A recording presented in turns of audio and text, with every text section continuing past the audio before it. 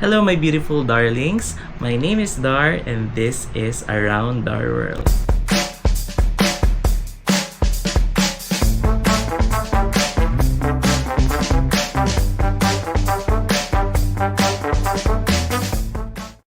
So yeah, I'm a new YouTuber, I'm a new content creator guys. Sana supportahan niyo ako dito sa aking journey. I've always wanted to have my own YouTube channel. So sana po supportahan niyo ako. So Around Our World, actually it's not a travel vlog, baka lang po may malito lang po sa inyo, no? So it's not purely travel vlog. So life around our world or my world. So kahit ano lang po, kahit anong maisip ko. So pwede pong food vlog, travel vlog, lifestyle, gagawin po natin yan lahat dito sa ating YouTube channel. So sa lahat po ng manonood po yung ng aking video, pasintabi po. So yun po yung ating gagawin dito, no? I-share po natin lahat ng mga nangyayari sa buhay ko. Kahit po hindi po kayo interested, panoorin nyo pa rin po ito. So yeah, I've always wanted to start my own YouTube channel. So ever since nag-start yung pandemic, 'di ba? Marami tayong napapanood na vlogs, at sa mga vlogs na nakikita or napapanood natin sa TV or sa YouTube pala, nagkakaroon tayo ng inspiration at saka aspiration. Syempre lahat tayo nag-aspire na magawa din yung mga bagay na sinishare sa atin or sa mga napapanood natin, at yun din yung gusto kong gawin dito sa aking channel. And yeah, supposed to be start ako last year. So I went to the US last year, dapat magsa-start na ako doon. However, nagkaroon ako ng last minute change of mind the day before my trip. Hindi ako, sabi ko sa sarili ko, parang gusto ko muna i-enjoy yung aking trip. Kasi once in a lifetime lang, lahat naman tayo na mga Filipinos, or even hindi Filipino, lahat naman tayo nag-aspire. Meron tayong American dream. So lahat tayo gustong makapunta ng US. So sabi ko, why not i-enjoy ko na lang muna yung trip. So ang ginawa ko na lang during my trip na yon sa US, nag-video lang ako ng sarili ko. So kumuha lang ako ng mga random clips para lang I get the feel kung paano mag-vlog. So nagawa ko naman siya. So gumawa lang ako ng several reels, a number of reels. So pinost ko lang siya sa Instagram tsaka sa aking TikTok account. So para lang ma-practice ko lang. So supposed to be yung next trip ko, magsa-start na din ako mag-vlog. Kasi yun nga, na-delay na na-delay. So pumunta pa ako ng South Korea, nag-Seoul pa ako last year. Pero hindi ko pa rin siya nagawa. Ewan ko ba kung bakit. Siguro nga wala pa lang din akong confidence sa sarili ko na mag-start ng vlog.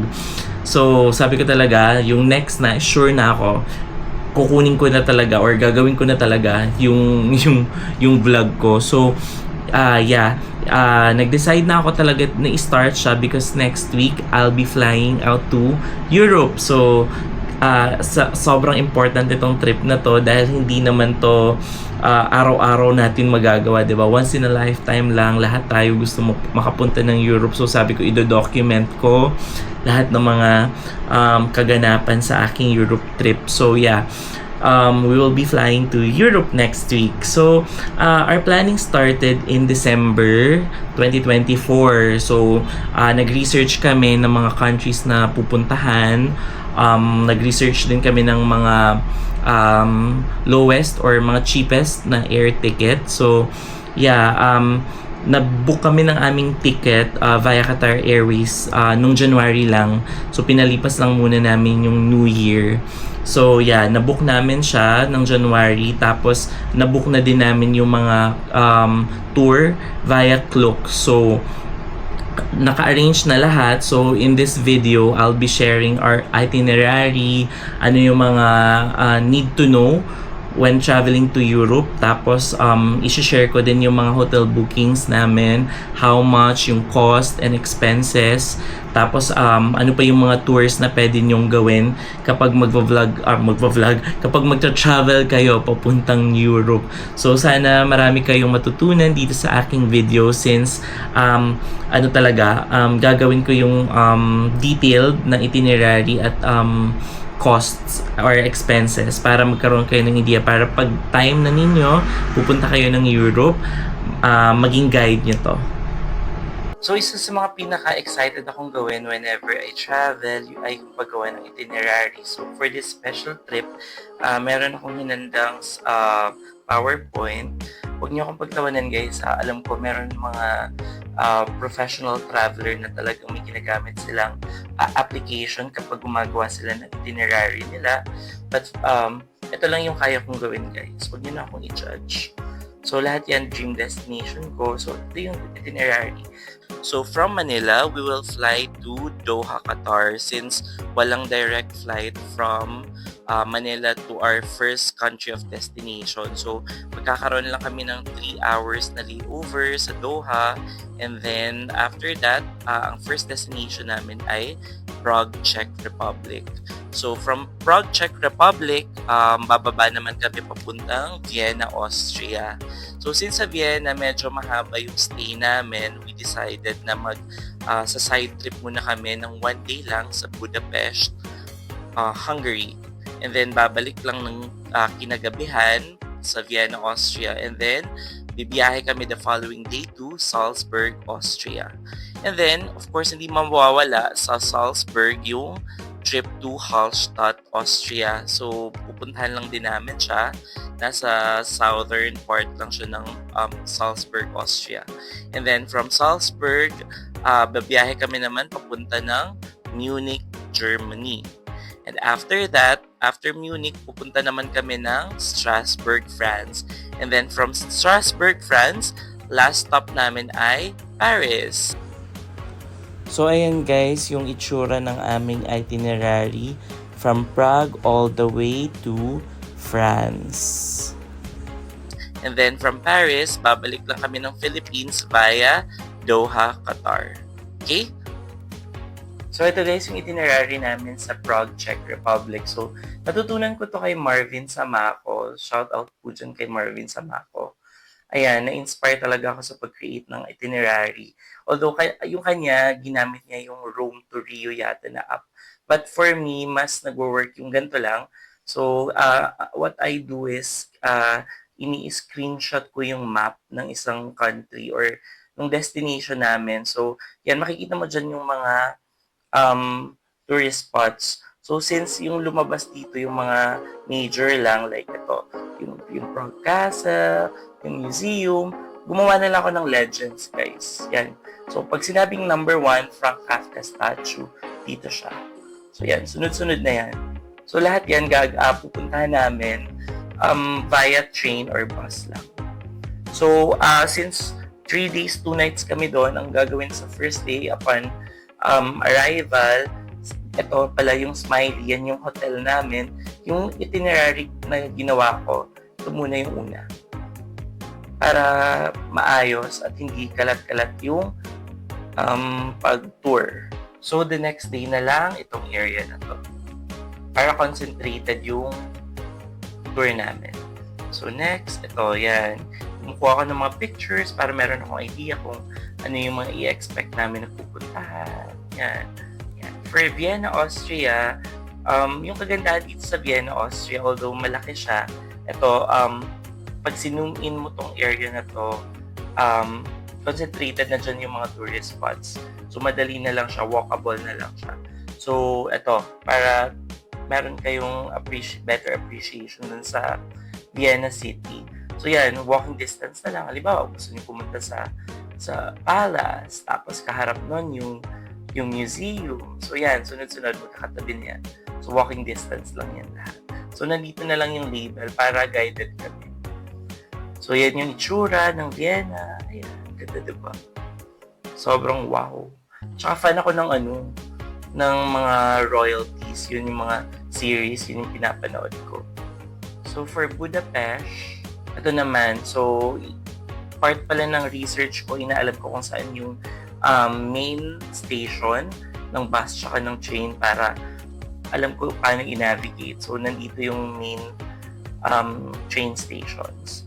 So, pupunta muna kami sa pinakamalayo, yung Fisherman's Bastion, tapos Buda Castle, Market, Tapos yan, papunta na dito sa main parliament. Yan, kilalang kilala sila dyan.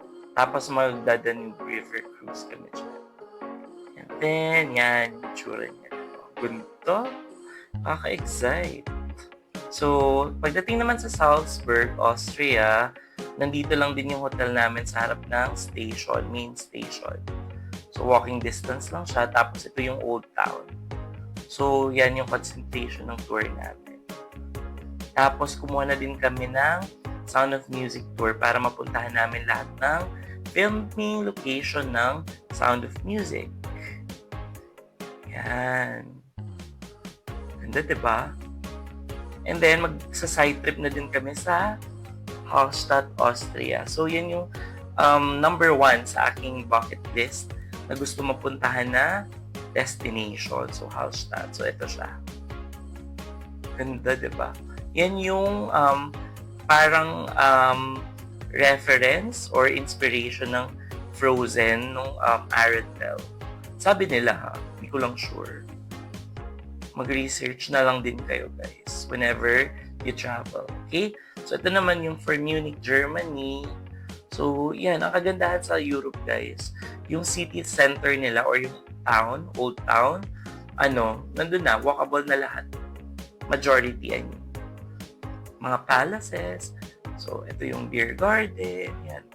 Ito naman pagdating sa Strasbourg, France. So, same lang din.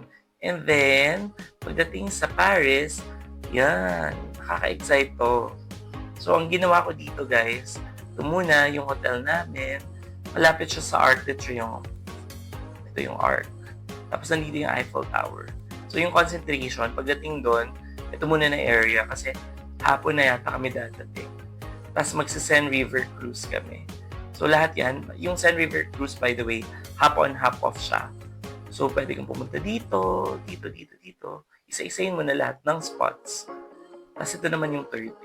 Yung Garnier Palace. Lahat na yan. Yan.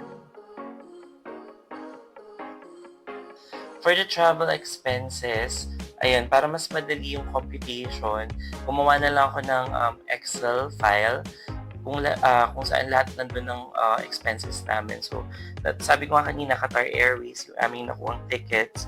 So, yung round trip nun is 64,000 pesos. Although, ito, I believe meron pang mas mura na airfare. So, meron mga 45,000 pesos or 50 plus thousand pesos. Sa yun na lang guys, mag-research kayo. Pwede kayong mag-try ng Skyscanner. So, doon nag-recommend sila ng mga cheapest flights kung saan kayo makakamura. Go! So, dito po, yun nga, 64,000 yung nabook namin. Yung mga package naman, yung tours, ito, for example, Sound of Music, ang nabook namin, 3,824 pesos. Tapos, magra-Rothenburg kami sa Germany, 4,907 pesos.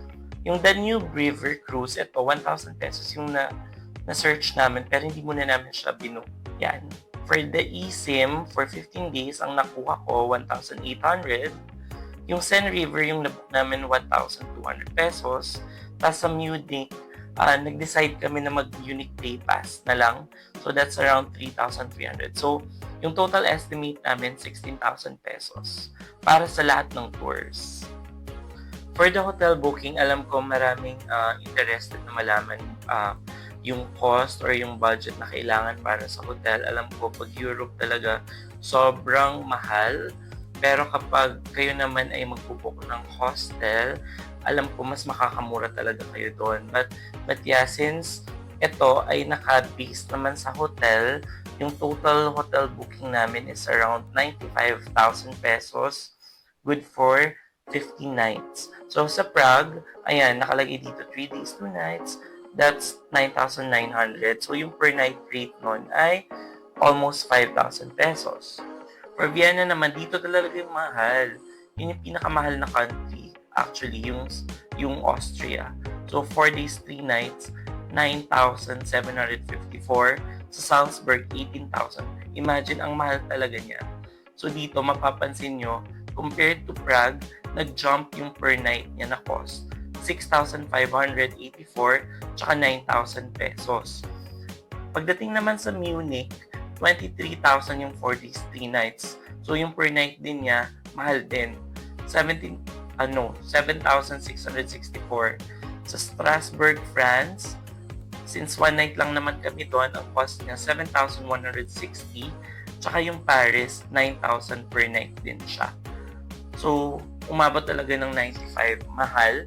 Kaya dapat maghanap kayo ng mas murang accommodation. For the trains and buses, yan. So, ito yung sample naman na expenses or cost. So, dito nakalagay lahat ng trips namin. Halimbawa, Prague to Vienna. Ayan guys, Prague to Vienna, magti-train kami. Ito naman yung train company. So, ito yung estimated time na dapat namin masakyan. At yung travel time niya, 4 hours. So, yung cost niya is 24 euros. So, in pesos, nilagay ko na din dito. That's around almost 1,600 pesos. So, yan. Nakaspecify naman na lahat ng costs. So, lahat ng trip na gagawin namin, din dito naman yung route. So, para lang may idea kayo, total cost namin, estimated lang to guys 294 euros. So, that's equivalent to 19,000 pesos. So, yan. Para may reference kayo. Tapos, since tatlo pala kaming magkakasama, ito yung per person sa hotel. Ayan, para may idea kayo, ang babayaran namin per person ay 31,938 or almost 32,000. So, yun yung per person or per pax na cost ng hotel. So, yan, para sa total cost, as of now, ito pa lang yung estimated namin dahil nga wala pang food, hindi pa dito kasama yung food. Tsaka syempre yung cost ng mga bibili namin, pang shopping, pang grocery. So as of now, 131,000 pa lang yung total costs. So yan, mag-ready na kayo guys. So far, yun pa lang yung mga details na pwede kong ma-share.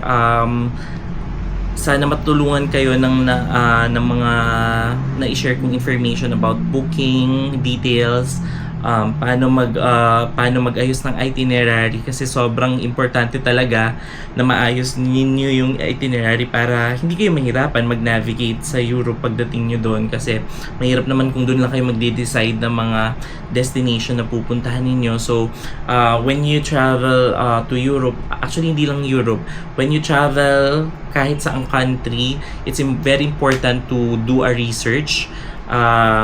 Alamin nyo yung mga magagandang destinations, alin doon yung magkakalapit, alin yung mga pinakamurang puntahan, alin yung mga madaling puntahan para maging organized yung buong travel or trip ninyo para hindi kayo ma-stress pag andun na kayo sa country of destination ninyo. And again, I'll do my best pagdating ko sa Europe, i-list down ko, i-take down ko lahat ng mga notes at mga tips na kailangan kong i-share dito sa inyo para magkaroon kayo ng idea at para mag-guide na din kayo when you do your own itinerary. So yeah, join me again on my next journey as I navigate life around the world. Bye!